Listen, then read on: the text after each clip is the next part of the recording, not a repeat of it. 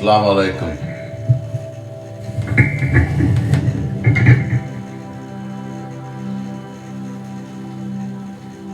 My name is Javed Khan, and I'm the author of Bismillah Life Coaching for the Soul. I hope you have been following my other recordings, and this is the last chapter, chapter 8, the powers of Bismillah, you and love.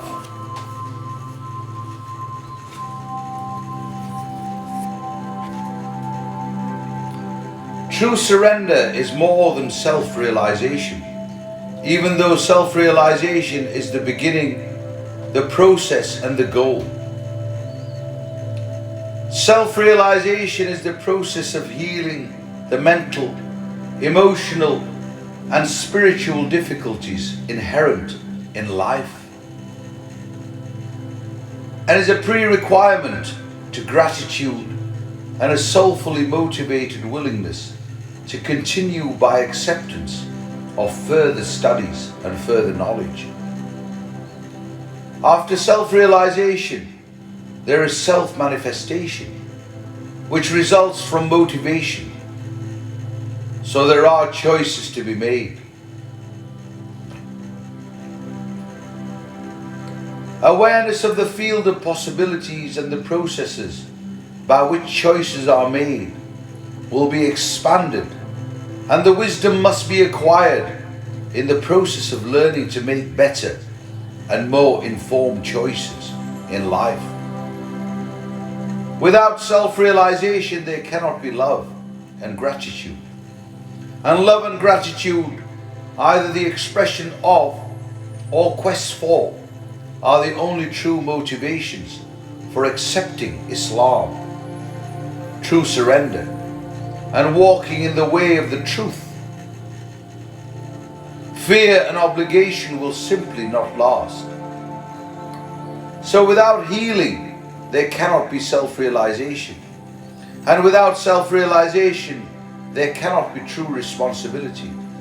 And without true responsibility, there cannot be gratitude. And without gratitude, there cannot be divine love.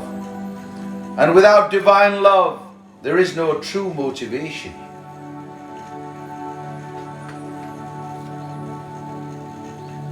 Until all those truths are realized in one is not truly of whole mind and sound body, and is therefore neither required nor able to completely understand and accept the responsibilities of Islam,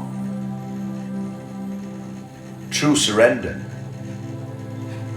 So the healing self-realization is first. Then we are at least able to join the ranks of the whole men and women of Allah. And willingness, himmah, comes from the soul. So it is the duty of Muslims, surrendered and enlightened people, to lighten the burden of others, to help them unburden their souls and set themselves free and liberated. It is not, as is often assumed, to burden them by insisting that they share in some form of slavery to religion. A freed people will always come to the aid of their liberators. Islam is the soul purifying power of accepting surrender. Surrender and the life in surrender is the purpose, manifestation and result of the true prophetic revelation. Islam is the power of true surrender. Surrender to purify and to cleanse the soul of the dross and residues of mortal life. In effect, what one is doing when making the prayers is self-expressing gratitude and further cleansing and purifying one's soul by surrendering the heart, body and mind into a divine light until it becomes so saturated with truth that there is nowhere left for falsehood the driving illusions to hide. But this is only for the people who want that. How can one be truly surrendered and still be all alone? Must it not be realized that there are others gone before and still more to come? It must be realized that surrender and mastery of truth are a chain and have a source. Will a truly surrendered person allow fear of authority to keep her from discovering the loving benefit to be had from a true servant of God Almighty? I think not. One may discover the love of surrender on one's own, and many do, but the understanding of mastery, the permission to manifest it, and the ability to transmit it, which is the fully fulfilled and manifested power of self-realization, comes only from having received it by such means. The remembrance of God, to remember and remind, and lots of it, is the way to manifest. Group and private remembrance practices is the soul manifesting its truth. It is the soul and souls manifesting their desire. If the soul manifesting its desire to manifest, it is a manifestation of the desire of the soul to manifest and fulfill its true intent. It is a manifestation of the desire of the soul to manifest and fulfill its intent to be fulfilled. It will be fulfilled. It wills to be fulfilled. It wills to be fulfilled because God realization wills it to be fulfilled. How can surrender to Allah lead to anything else but real fulfillment? How can it be anything but the real fulfillment? The search for satisfaction or completion of the mission is based upon a feeling of emotional dissatisfaction and not upon reality. It is to the quest for emotional satisfaction that creation, the composite of the personal worlds of all souls, poses itself as a medium for fulfillment. Herein lies the distinction between the truth and illusion. But illusion is also truth, or reality and illusion. But illusion is also real. And it is in the reality of illusion that the dramas of life are played out. But in truth, nothing is done. So it is the emotional body, and the heart is the seat of the emotional body that is doing the driving. But in truth, there is no emotional body, no driving, and nothing to be done, because it is done already by Allah in truth. It is our job to at least believe in this truth, to recognize it and honor it, and to access it. Using it as the true point of reference as need occurs, and it does often. And without this truth, the point of life is lost, and so are souls. Hence the salvation principle, the idea of saving souls. And Islam, the religion of surrender, is nothing if not about that. Our world is here as a place to manifest our soul's intent to know and experience itself fully. And when wasn't that so? Our fulfillment of that intent is in surrender to it. But our surrender is not to or for our illusory world, but only to and for Allah alone. He stands alone without, by adding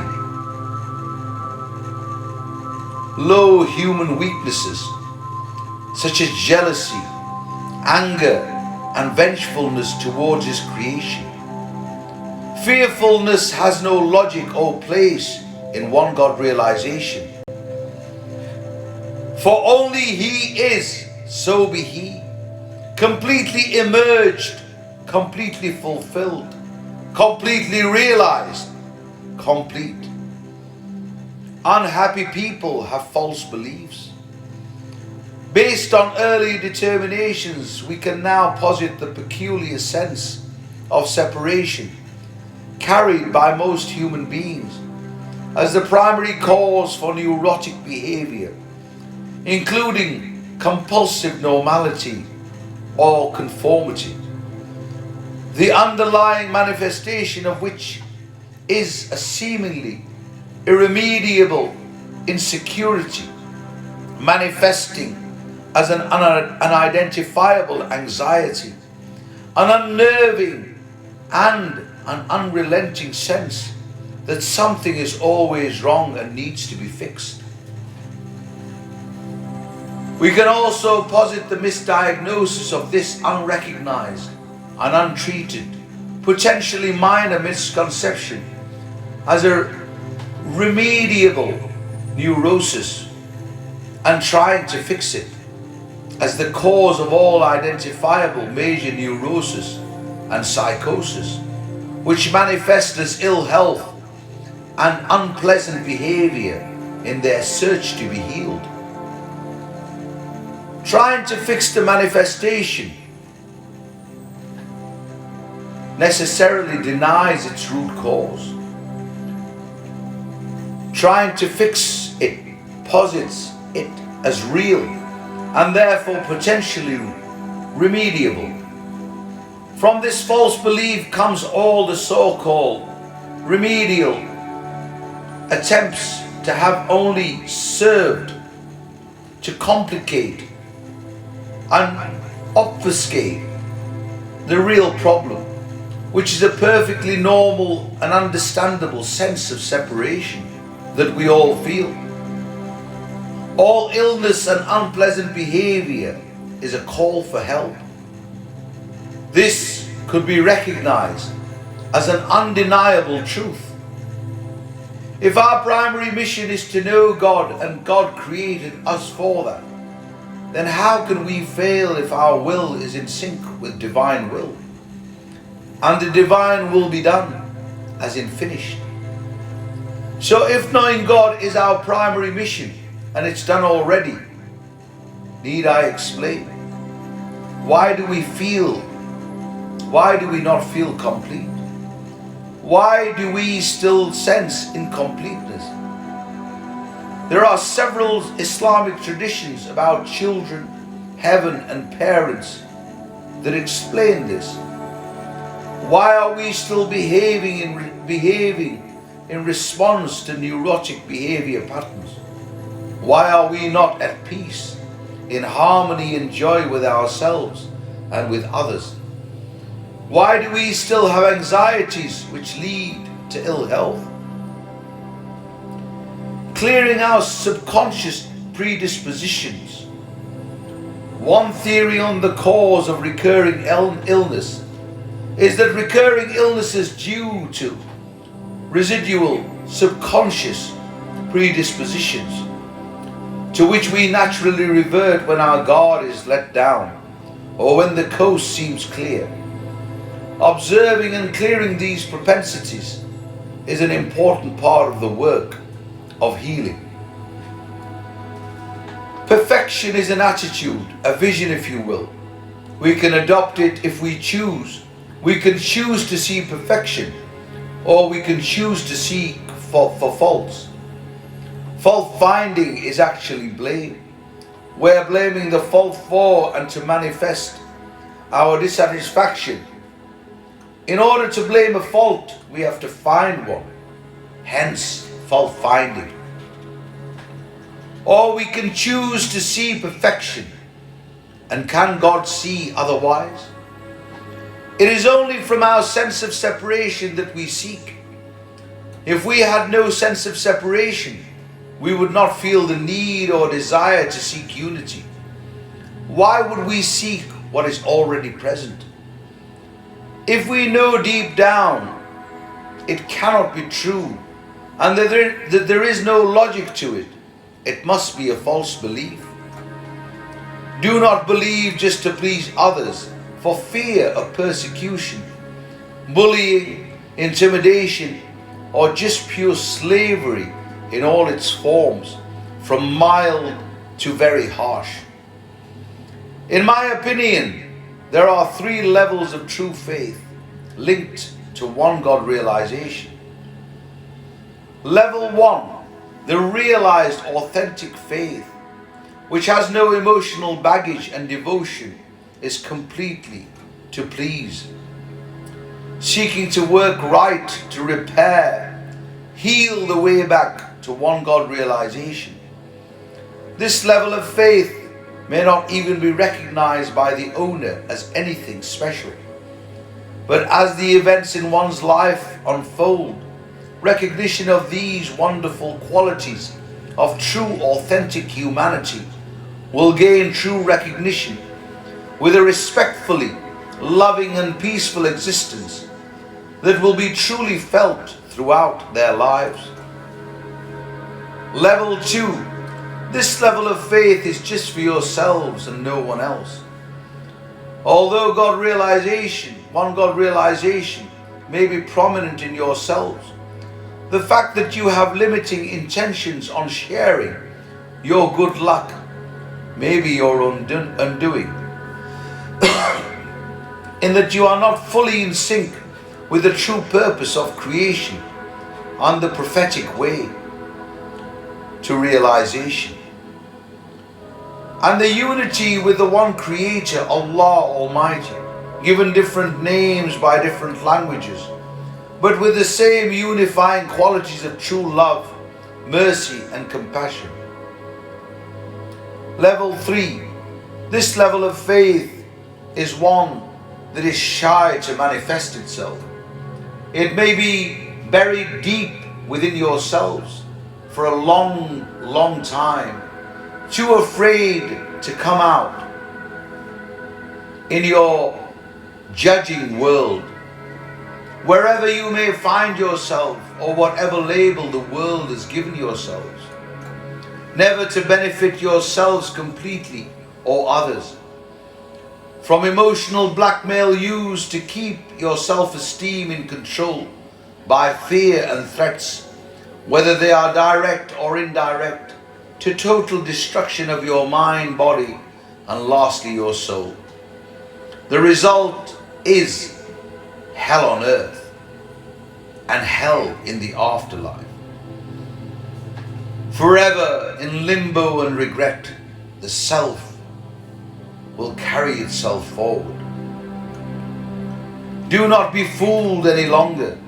Slavery, my brothers and sisters, my nieces and nephews, comes in different forms.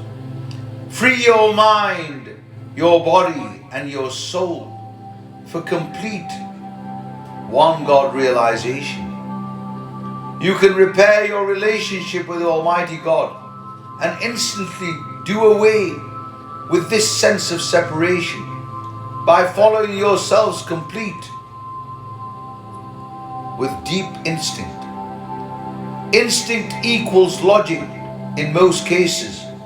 If you rid yourself of all the anchored emotions of others, who in all honesty are less qualified to judge yourselves, but who will sacrifice their souls and damn yourselves forever for the feeling of power in the moment.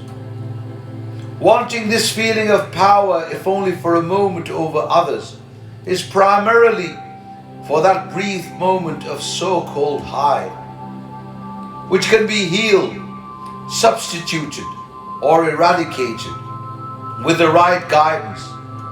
But there has to be a self-assertion of this illness. If the sense of separation is recognized as the fundamental illusion and the root cause of all dissatisfaction, and all neurosis and psychosis are recognized as extensions and perpetuations of this fundamental illusion, then it would stand to reason that the healing of this sense of separation would eliminate the primary fault upon which all neurotic manifestations were constructed. Throughout historical teachings, it seems as though everyone agrees that unity is the resolution of all problems, and that this sense of separation is the primary agitation that causes acting out and repression. When we feel one with ourselves, everything feels fine. Agitation is an absence of this feeling of oneness. Everything is fine.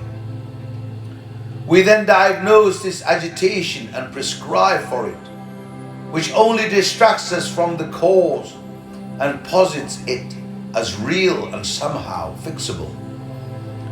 Diagnosis and prescription is the thought of a mechanic, not of a healer. Healers look for cause, not changes in the effect. Healing the sense of separation. If we are not separate from God, as that is an impossibility, what is the true source of this sense of separation which causes the agitation, the desire for the cure of which leads us into all forms of neurotic behavior? What causes us to not simply realize this truth and gain the benefits of it? The primary mission theory, understanding our primary mission, the importance of its completion, and the significance of the absence of its completion. If we understand and believe that children are sent by God to bring love, healing, and forgiveness to their parents, it clarifies the true reasons for illnesses and methods of healing. As children, we won't manifest our best as long as there is something else on our minds. And what's always on our minds? At the root of it is the dilemma of the need for self-justification, arising from an unwanted and an unconscious compulsion to please our parents, or to try to escape from pleasing our parents. So to that I say this attempt to please our parents is the root of all neurosis. It is our search for unconditional love. But even after we've found unconditional love, it's hard for us to release our neurosis. Our neurotic searching, putting our neurosis back where they came from, is integral to self-healing. Children can never please their parents. It's impossible. And they shouldn't have to. Parents must be pleased with their children, which means they must first be pleased with themselves. If they, the parents, are not pleased with themselves, and how many you know that are, they look to be pleased and project their need to be pleased onto their children. In effect, they put their children in the position of needing to please them, which can never be done, because they cannot be pleased if they are not already. If children can negotiate the shift from pleasing their parents to healing them, they can set themselves free and gain the approval they're looking for. And from this, they need their parents' help. Illness is caused by a breakdown in communication. As children, we tend to forget what we are scheming for by getting so caught up in the scheme that we believe it ourselves. So what are we scheming for? Could it be as simple as an innocent expression of love? It appears that in the final analysis, we are left with a simple, unexpressed, and probably forgotten desire to communicate our love.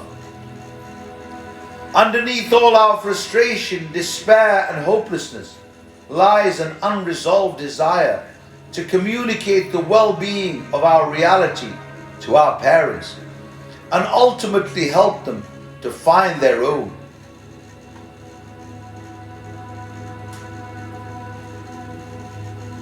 The secret sister,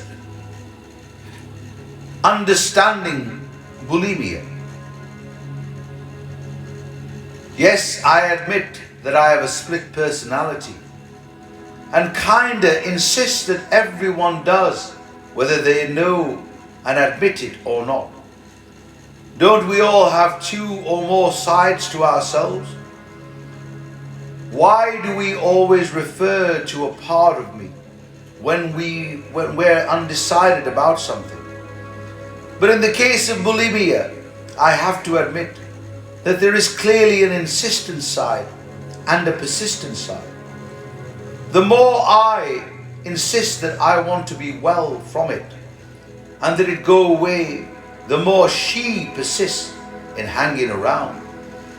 The more I resist, the more she persists. She seems to accept me pretty well and is patient and okay with my insistence, but I do not accept her at all. Quite the contrary. I hate and vilify her with my every breath and waking thought. I am totally obsessed and possessed by her and want only to be rid of her. So who am I here really? You think I'd get the message that she's not going to go away and learn to live with and accept her. But what I think I'd have to go through to do that would be unbearable. I feel so much that I should be ashamed of her. What's more, I hate and am ashamed of my mom. Ashamed of my mom too, and would rather die than be like her. But I am. It seems that my only chance is through understanding, since God knows nothing else, and I've tried literally everything has worked. So if I'm going to understand this, I'm going to have to discover her secret. And if I'm going to discover her secret, I've got to somehow stop hating her long enough to listen, even though I do not like, obviously, what she has to tell me. So if I'm going to listen to her, first I've got to accept her. So who is she anyway? She's certainly me. But what is she trying to tell me? She's like my secret sister. So she's my secret. I know that much. But if she's got a message for me, I've got to get to the state of accepting her before I can hear it. But believe me, that's not easy, because it's the one thing I've dedicated my life not to do. I'm determined I will not accept her, and I will not accept my mum in her present condition, and I will not accept myself in my present condition, except that myself in my present condition is already a manifestation of my not accepting myself. So I'm certain of only one thing, and that is that I'm really confused. And why not? How could I not be? No one, and I mean absolutely no one, has ever made any sense of it, or in my life. So what is this deep secret love that I carry? And what is the secret of this deep secret love that I carry? Understanding spiritual healing. Spiritual healing is the approach to divinity, and divine love is well understood by the people who have made the changes to see the reality as it should be seen. More recently, by the leading edge psychological researchers and groups of Western healers, looking into all resources to understand reasons and cures for modern diseases. The most recently discovered foundation to this approach states that the whole of healing is in knowing the difference between conditional and unconditional love, and that it requires support from the people of unconditional love to help the people of conditional love make the transformation. Evidently, the whole of our self-limiting can be attributed to attempts to meet conditions of love. Yet love is divine, holy and endless, and more people are coming to that realization daily. If not, then the first step is getting their attention, getting them to believe and understand it, hence the point of suffering.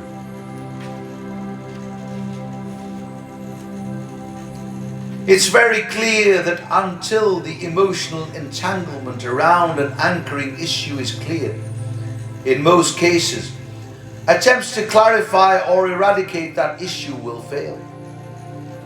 So what are anchoring issues? Anchoring issues are those issues, traumatic or otherwise, that hold a physical incapacity in place. Conscious denial and why people refuse to heal. Our conscious mind is in many stages of denial all at once. We deny remembering everything, no matter what, and for good reason, even what we ate yesterday. But the entirety of our experience is stored in our memory.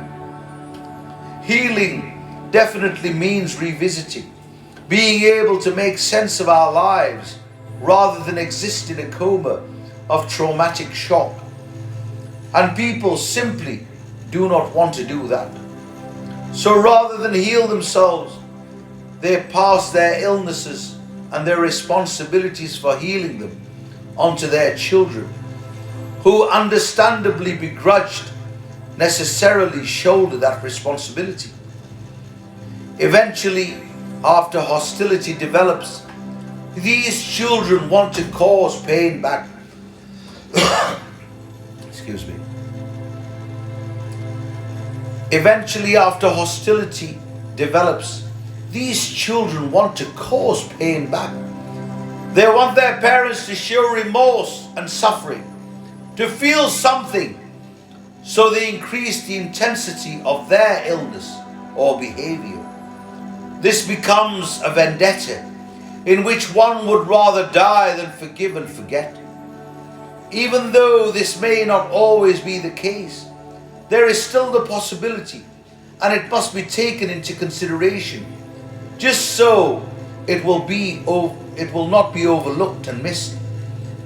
Yet among the wise it is known that confession of ignorance is the first step towards gaining wisdom. It's called repentance or rethinking. It's what we teach our children yet refuse to implement ourselves. It may be that Allah may bless the people who have died through the actions of their descendants, who may act as healing forces in changing the lives of those who are present with themselves in the time of their lives. For many people, anger and desire for revenge can be more strong than they ever knew possible.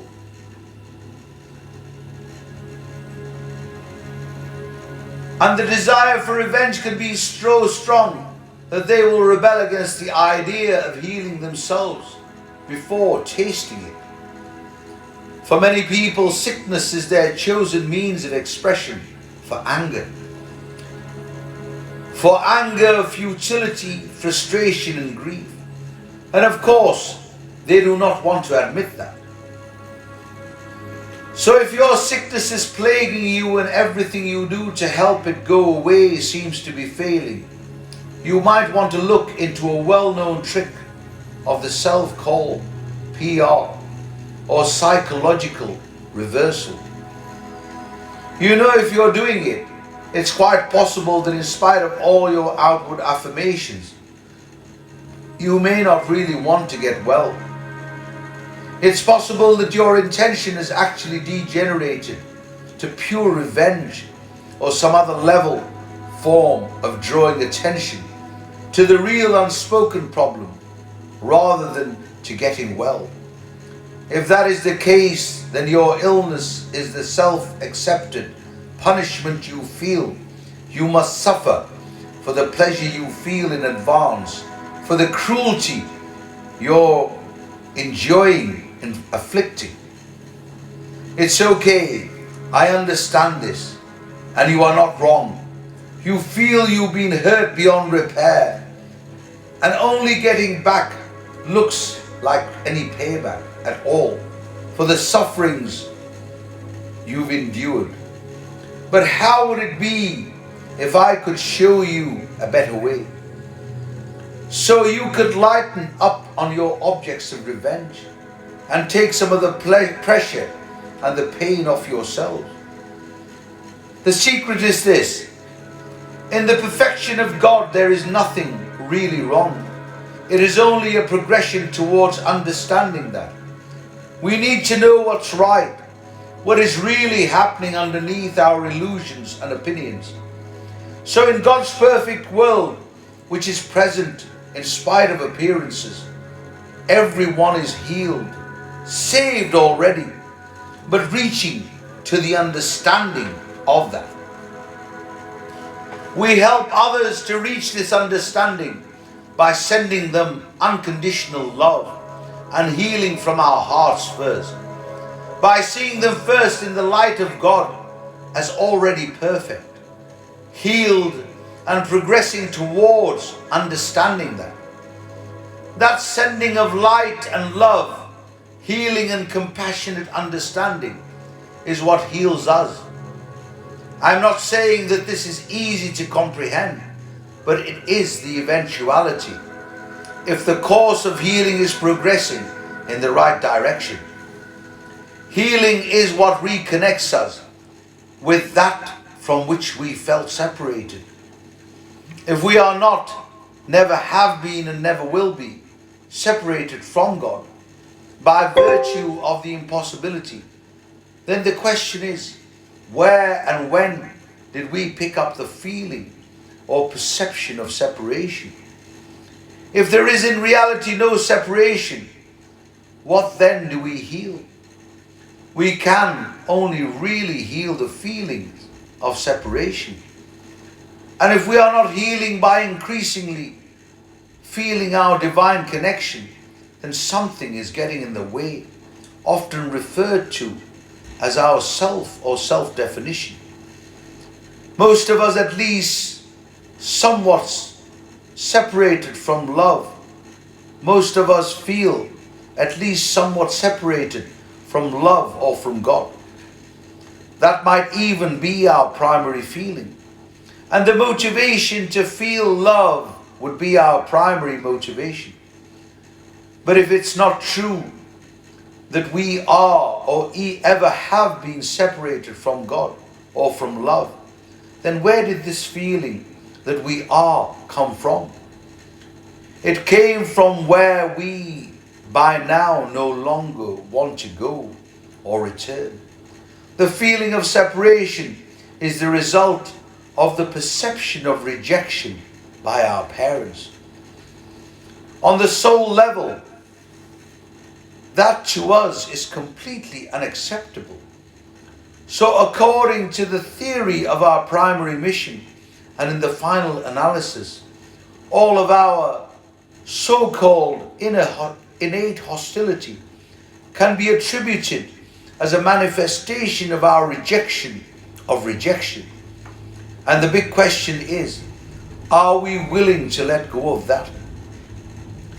It's not about getting back to God.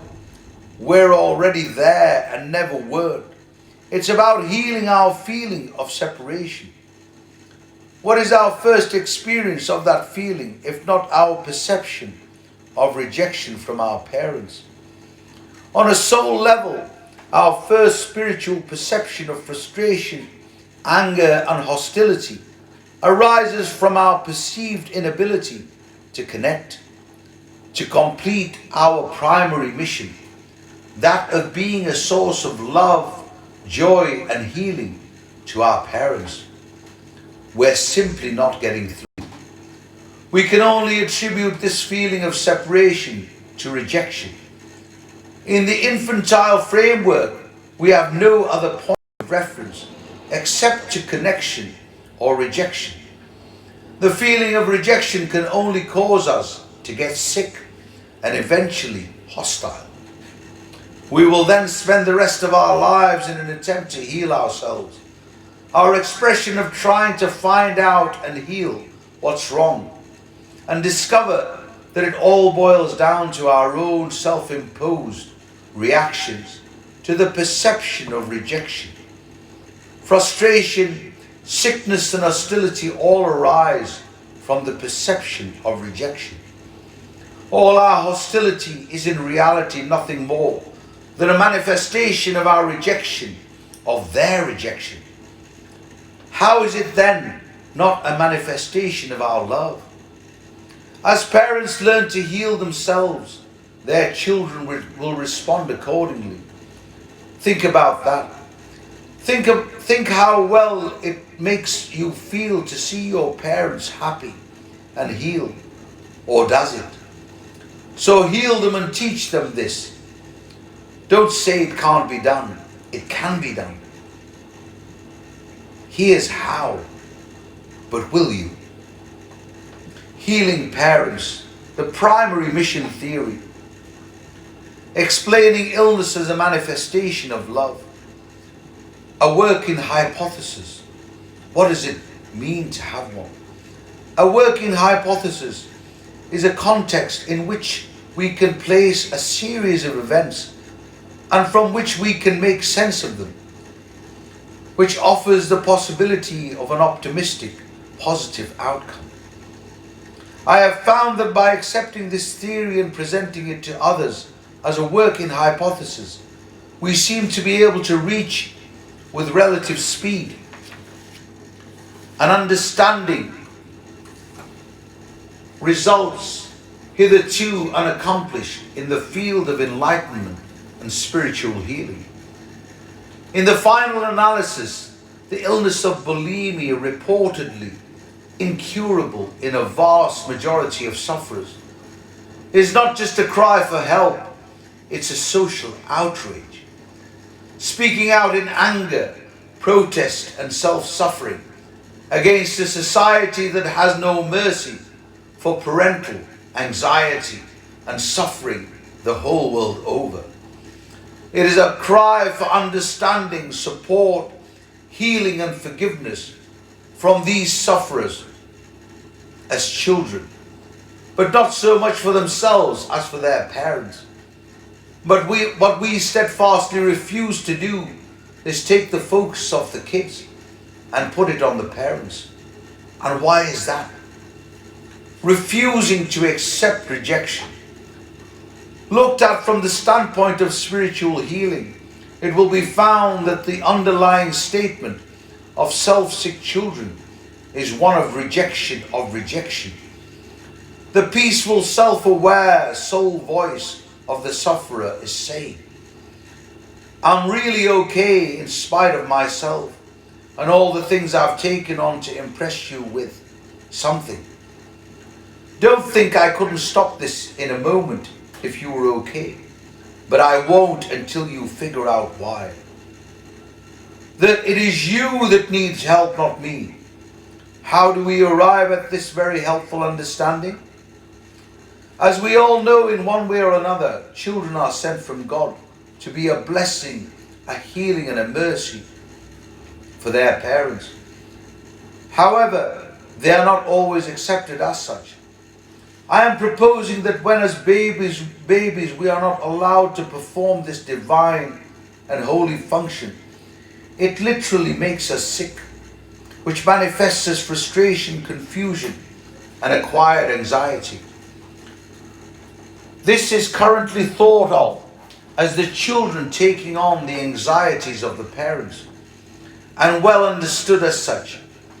But I am taking it a step further and adding to it a yet deeper dimension by hypothesizing the possibility of an unwavering truth, which I call the primary mission theory.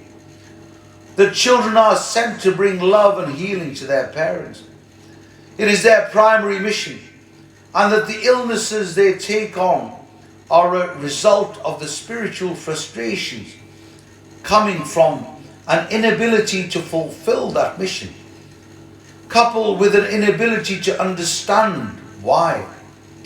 So they set out on a quest to understand sickness, and the first they eventually understand, if they succeed, is their own. But it relates directly to the psychological predicament of their parents. Excuse me. In how many different times of life does this occur? It is now proven, if not well known, that unity heals. Psychological and emotional investigation shows that releasing emotional blocks increases our capacity to receive unity, which in turn brings peace of mind and further enables us to heal and to think well of ourselves. Since unity is all that exists, can it not be said that feelings of separation are only feelings, but that it is these feelings themselves that are interfering with our perception of unity? So if there is no real separation and only the feelings of separation, where do these feelings come from? And how can we prove it and eradicate them? Experiments have proven to me that even having pleasant thoughts about our parents goes a long way towards increasing our perception of unity. And we can actually feel it in the form of an increased feeling of well-being. Reactions to or varying degrees of acceptance of the concept of sending love and healing to our parents will quickly show the depth and orientation of the problem. Spiritual traditions state that children are the secrets of their parents. This is an assertion with profound and mostly unwanted implications. As the parents of self-sick, angry, violent, neurotic, depressed, destructive, suicidal, bulimic, anorexic, and even murderous children continue to hide their individual versions of dysfunction through the mutually accepted defensive facade of normalcy, these children, forced to accept it, see, feel, or suffer the consequences of the fact that their parents do not know how to correctly accept personal responsibility, and in looking outside themselves for some reason for their personal and in many cases unrecognized difficulty, they are willing to cast the blame and responsibility on being born itself. That would explain the almost suicidal behavior of a lot of youngsters when they start to push the boundaries of sanity through drugs, drink, sexual experimentation, with society disguising or blaming it on being young, hot-blooded, and irresponsible behavior of youth. Fueling the fire that burns inside, never thinking to quench it with God's eternal love. They soon realize that they have no recourse but to quickly, preemptively blame themselves, and soon come to believe that there is actually something wrong with them, no matter how hard the parents may in almost all cases strive to convince them otherwise. These children will then, of course, go to great extremes to show and prove their acquired dysfunction by acting out and creating almost mocking manifestations of it. The false explanation that there is something wrong with the children is gladly accepted by all, and their condition is thereby exasperated and magnified by being the focus of attention, which is a ruse. These children, due to their inability or unwillingness to understand and accept that something is wrong with their parents, a difficult realization at best, and impossible when you are young, and which may come somewhat later in life if they are among the lucky ones who find support for this reasoned approach from among their peers, find that they have no choice but to take on the responsibility, blame and sense of causation for parental dysfunction, and therefore must act out the sickness in themselves that they perceive but cannot understand in their parents. Mind you, it does not have to be, and rarely is, the same form of illness. But for the purposes of this theory, we'll just say that sickness is sickness, regardless of the manifestation. This acting out, as it were, in its simplest terms, is simply the process of understanding. Naive and innocent, they literally put themselves on the cross, in the same fire, in order to take on the responsibility of reaching its conclusion. They take the brunt of the parental illness or disregard. In doing so, demonstrate and emphasize their parents' lack of real understanding and self-forgiveness. Setting aside all reactions, defenses and facades, in every case we will find that there is truth to this hypothesis. Parents must and often do admit to the stark truth of the matter, that they are completely ignorant of what's really going on. Children are the secrets of their parents. This has been stated in religious and spiritual traditions over time, and the reality of it has been proven and exemplified time and time again. Society's support for the parental denial involved in the inflicting of children with diagnosable disease adds to the obscuration and mystery of this problem. And many children now become adults would prefer to and do die of their dis-ease than give up their family secrets. Unfortunately, the parents of these children are the witting or unwitting accomplices in this tragedy. The bottom line is simple and proven, if not easy. As parents learn to heal themselves, the children will respond accordingly. Just thinking about it makes one feel better, doesn't it? The sickness that a bulimic or anorexic and other less publicized but nevertheless damaging sicknesses that demonstrate this in its reducible form is no more than a manifestation of their perception of the sickness in their family.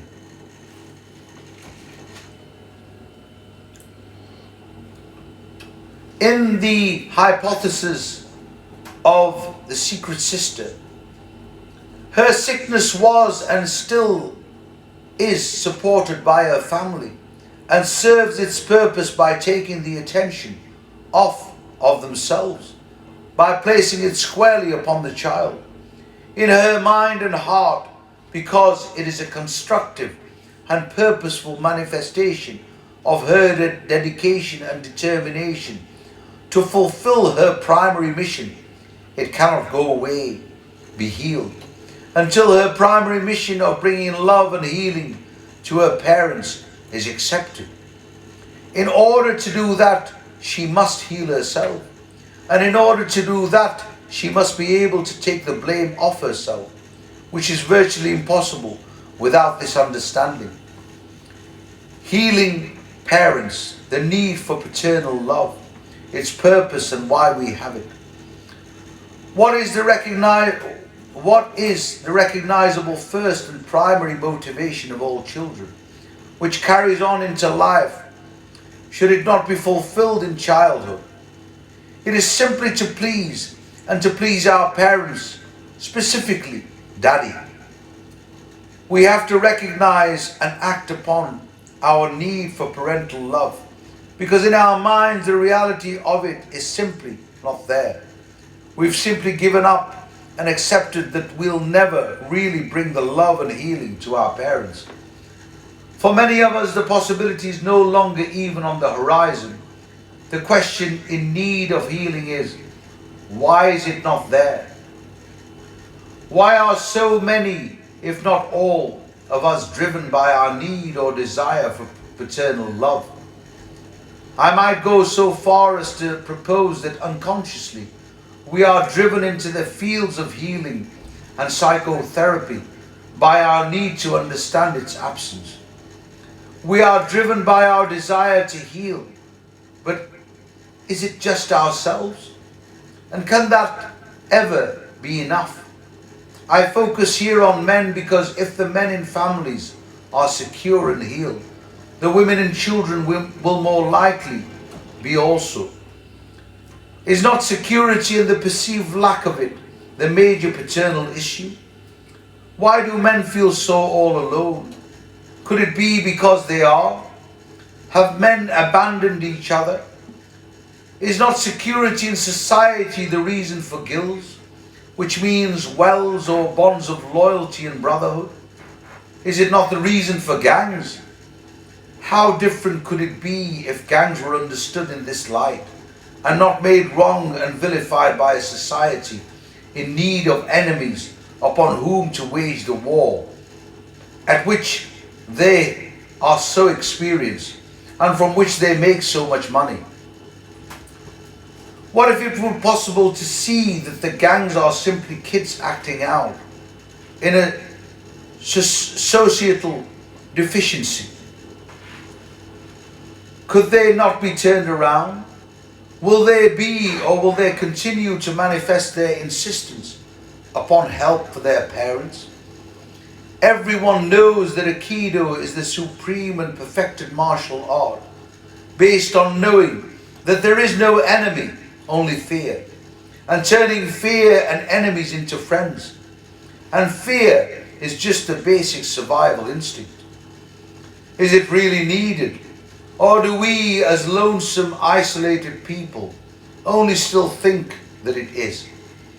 But if we are still operating from that adrenaline rush of having just survived, then even if there is no longer any enemy in sight, we will look to create one out of need to justify our uncalmed war mode.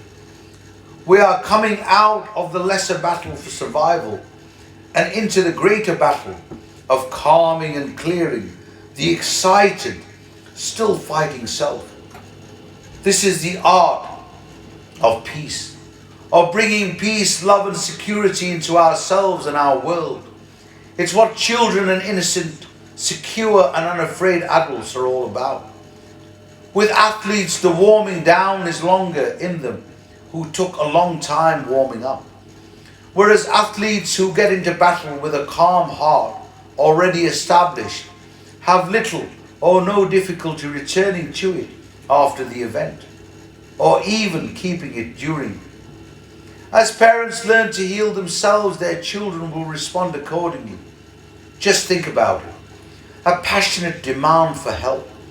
Until their parents can recognize their part in the creation of these sicknesses, they will not cease to be plagued by them, and the child will not be vindicated and satisfied, released from the self-imposed responsibility to manifest it.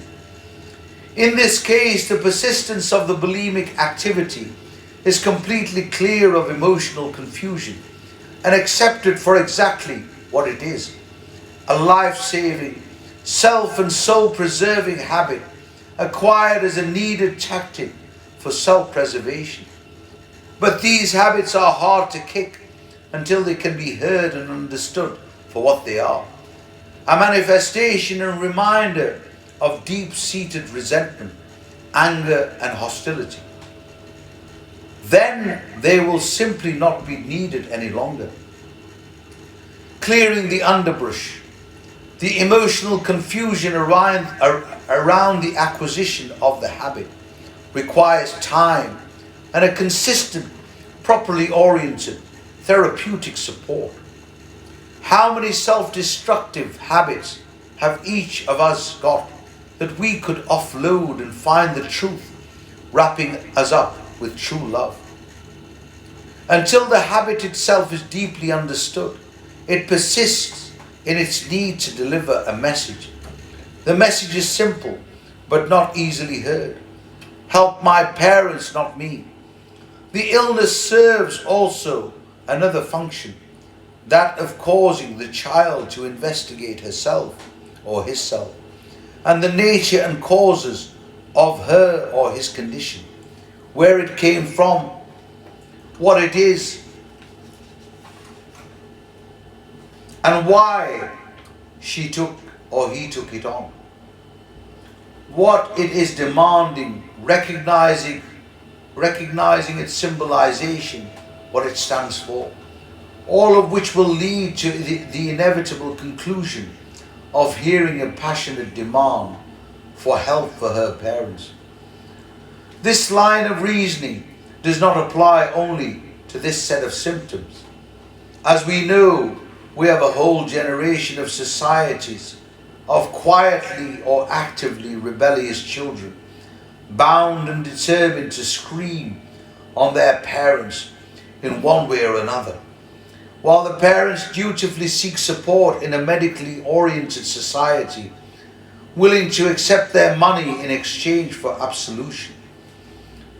Only the few and the brave among them seek to apply radical techniques of personal responsibility and psycho-spiritual techniques of self-investigation to come to proper and satisfying conclusions. As the evidence to this line of reasoning increases, more and more successful cases will emerge to convince the society at large that radical reforms is both necessary and imminent, and it does not involve blame, but necessitates the taking of personal responsibility. As larger support groups develop, even more speedy and radical means towards psychological and emotional clearing, it may pave the way towards a new understanding of the cause and cure of these illnesses, which will set free a great number of grateful people to increase the universal success of this work.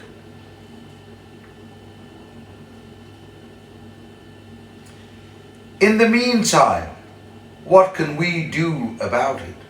The gist of this book points to the necessity of healing parents and taking the focus off the children instead of intensifying the attempts to treat children as separate from their parents, feeding the misconception that started the problem in the first place. Given that the parents are unwilling, unavailable, or dead, what's a poor child to do? The whole of the frustration and the better part of the healing industry to date is predicated on the hopelessness of this problem. Get used to it, they say. Adjust. Adjusting to loss is a huge part of the problem and the focus of much of the industry. And it's all based on recognizing a problem, but not knowing what to do and how to heal it. It is relegated to the realm of the impossible, and then we set about the almost impossible task of adjusting to the impossible. But that's hugely frustrating in its own right, and becomes another part of what seems to be an increasing, endless problem. All this from the absence of the genuine spiritual insight that nothing is in reality lost. No one seems to give any energy to the possibility that it is not impossible. We do not see that doing the work of healing the parents is integral to our own mental and spiritual health. Doesn't matter whether it succeeds or not, whether we see the results or not.